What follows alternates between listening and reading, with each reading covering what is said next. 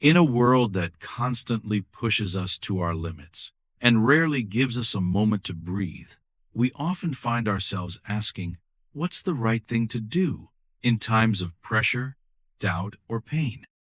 Imagine this. Your manager just harshly criticized your work in front of your colleagues. Your partner hasn't replied to your messages all day. You log into your account and see that your investment has plummeted half its value, gone. What now? More importantly, what would a Stoic do in that exact moment? Today, we'll walk through what we call the Stoic Decision Framework, a five-part strategy rooted in timeless Stoic philosophy to help you respond with resilience and wisdom in life's most difficult situations. But before we explore the framework in depth, let's ground this in a real-life story and example inspired by something that actually happened to me, though names and details have been fictionalized. It started with something so small I almost ignored it. My shoes didn't fit right. At first, I brushed it off. Maybe they shrank. Maybe I'd been walking a lot lately. But soon, I noticed that my ankles were puffy, and my socks left deep impressions on my skin. Still, like so many of us, I waited. I told myself it would go away. But within 2 weeks, even my largest shoes were too tight to wear. That's when I finally scheduled an appointment with my doctor. After a long series of test blood work, urinalysis, scans, the doctor sat me down with a look I'll never forget. My kidney function was dangerously low. I had been diagnosed with chronic kidney disease. He explained that while it might be manageable with medication and major changes to my lifestyle, the condition could just as easily worsen and lead to full kidney failure. Dialysis or a transplant would be the only options if that happened. The timeline? Unpredictable. It could be decades, or just a few short years. I remember sitting in the sterile white exam room, feeling like my entire world had cracked open. It was the kind of news that separates your life into before and after. My first instinct was panic. I stayed up late into the night reading horror stories on medical forums, Googling survival rates, and letting fear take over every corner of my mind. Instead of grounding myself, I let emotion drive the wheel. I spiraled, catastrophizing, asking, why me? Paralyzed by worst-case thinking. In those moments, I did everything a Stoic would caution against. I let my fear block out reason.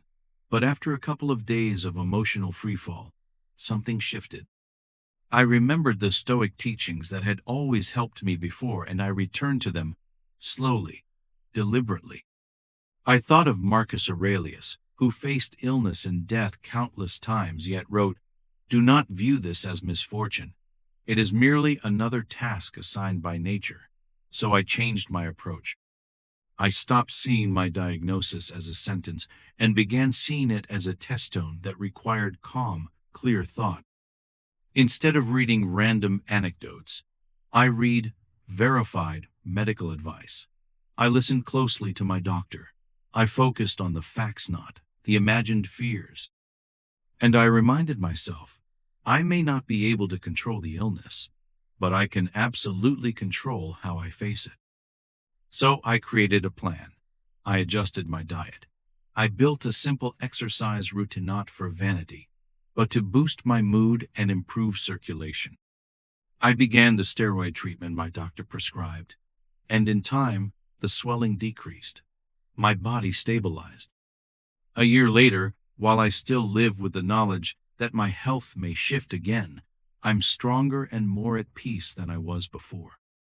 Now let's walk through the 5-part Stoic decision framework that helped guide me through that ordeal. 1. Name the challenge clearly. Instead of saying, "This is terrible," or "My life is falling apart," use precise language.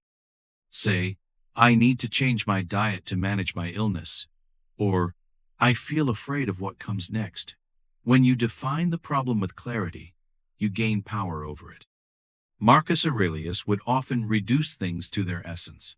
This meal is just a dead animal and some herbs. Precision strips away emotional distortion and helps your rational mind take the lead. 2. Identify what you can control. Epictetus famously taught that some things are within our control, while others are not. In any challenge, draw two mental circles, one for what you can control and one for what you can't. You can't change what others say or do, but you can change how you prepare, how you communicate, how you respond. This mindset prevents helplessness and overconfidence alike. 3. Accept reality. Stoicism doesn't mean denying feelings, it means facing facts with calm honesty. If the job is gone, accept it. If the relationship has ended, acknowledge it. Pretending won't change anything. Acceptance takes time, so be gentle with yourself. Talk to someone you trust. Take care of your body, so your mind can process things clearly. Epictetus reminds us, it's not the thing itself that disturbs us, but our judgment about it. 4. Define your duty. What is your responsibility in this situation? What does courage, wisdom, and justice ask of you? Maybe it's telling the truth, or showing up even when you don't feel like it. Your roles, parent, friend, co-worker, all come with duties. Define them. Marcus Aurelius never stopped asking himself what his position as emperor required of him. You can do the same with your life roles. Duty is the anchor when the seas of life grow rough. 5. Act with courage. Knowledge without action is incomplete. Seneca said, words must lead to deeds. Break your duties into small, clear steps. Anticipate resistance, not to fear it, but to prepare. Expect discomfort and go forward anyway. Marcus said, what stands in the way becomes the way. Take the first step. Make the call.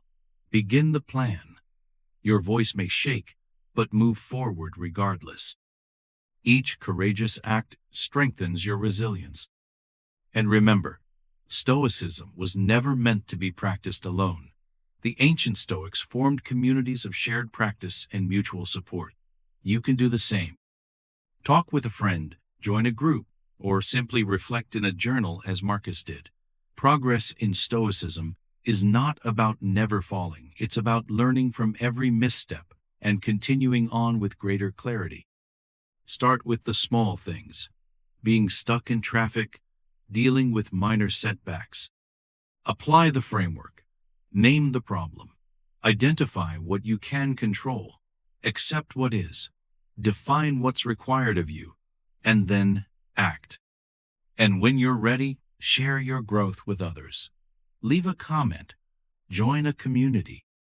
Because your story might help someone else face their trial with courage and reason.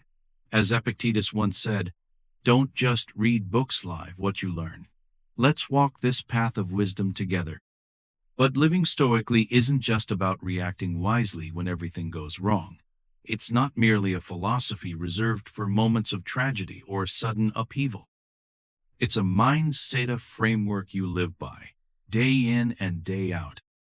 Think of it like building a muscle. You don't wait until the battle begins to start training. You train beforehand, so when the moment arrives, you are already prepared mentally, emotionally, and spiritually. Start with the morning. Before your phone starts buzzing, before you check the news or respond to emails, sit quietly, even for just 5 minutes. Breathe. Be still. Ask yourself, what kind of person do I want to be today? What situations might test my patience, my values, or my composure? And how do I want to respond when those tests arrive? This isn't paranoia, it's preparation. Marcus Aurelius did this every morning. He would remind himself, today I will encounter selfishness, arrogance, dishonesty, but I will not let them disturb me. For they are acting according to their nature, and I must act according to mine. That one habit anticipating challenges calmly, instead of being surprised by them emotionally, can change the entire tone of your day. Then, in the evening, take time to reflect. Write it down if you can. Seneca did. Marcus did. You can too. Ask yourself, what did I face today? Where did I live up to my principles? Where did I fall short, and why? This isn't about shame. It's about learning. Each day, life gives us a dozen opportunities to become better. Not better than others, better than we were yesterday. That is the quiet power of Stoicism. It's not loud. It doesn't seek applause. It works in silence, deepening your roots, so when the winds come, you remain unmoved. Create daily disciplines that reinforce your resilience. Go for a walk without your phone. Read ancient wisdom. Spend a moment in nature and observe its simplicity. Train discomfort. Fast for a few hours longer. Sleep without a pillow. Take the stairs. Skip a luxury, not to punish yourself, but to practice self-restraint. To remind yourself that you can do without more than you think. Seneca once wrote, "Set aside a certain number of days during which you shall be content with the scantiest and cheapest fare, with coarse and rough dress, saying to yourself all the while, 'Is this the condition I feared?'" In a society obsessed with comfort, Stoicism invites you to build inner strength through voluntary hardship. When you train yourself in small difficulties, the larger ones don't break you. And when the storm does come, you won't panic, you'll recognize it. You'll say, here is the test I've been preparing for. And you'll respond not with chaos, but with calm. Not with fear, but with purpose. Because Stoicism teaches us this fundamental truth. You cannot control the world, but you can control your response to it. And that response, moment by moment, becomes your life. So what does it look like in real-world terms? You get stuck in traffic. Instead of shouting or fuming, you say, "This is outside my control. What's within my control? My breath, my attitude. Maybe I can listen to a meaningful podcast instead." Your partner snaps at you. Instead of reacting with anger, you pause. You think, are they having a hard day? Can I respond with curiosity instead of defensiveness? Your project at work fails. You resist the urge to spiral into shame. You say, what can I learn here? What's my duty now? This is what modern Stoic practice looks like. It's not dramatic. It's not performative. It's steady, grounded, consistent. And it's even more powerful when shared. Stoicism isn't a solitary path. The ancient Stoics supported each other, wrote letters, had philosophical schools. You don't have to walk alone either. Maybe that means journaling. Maybe it means talking with a friend who shares your values. Maybe it means joining a community like this owner right here, right now, where people strive to live with integrity, reason, and courage. When you share your struggles, your lessons, your growth, you're not just helping yourself. You're helping others who might be facing the same battle silently. And when you fall short, and you will, we all do, remember, a setback isn't failure. It's feedback. It's life saying, here's a weak spot, work on this. Marcus Aurelius didn't always live up to his ideals. Seneca made political compromises. Epictetus lost his leg in slavery. They weren't perfect. They were human, and they kept practicing. That's the key. Keep practicing. Build a journal. Track your habits. Anticipate hardship. Reflect honestly. Act with courage. This is your Stoic framework in action, not as a one-time fix, but as a lifestyle of clarity, strength, and virtue. And slowly, without even realizing it, you'll begin to notice. You're calmer. You're stronger. You're more grounded in your choices.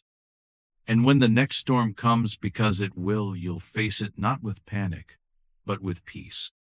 So let me ask you now, what challenge are you facing today? What can you control?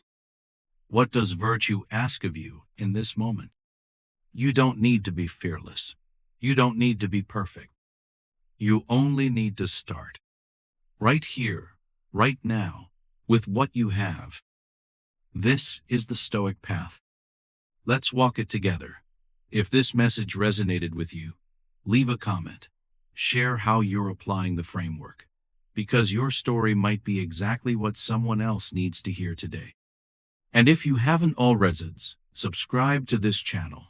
Each week, we explore how ancient wisdom can guide us through modern life with strength, clarity, and calm. Until next time, keep thinking clearly, keep acting wisely, and stay grounded.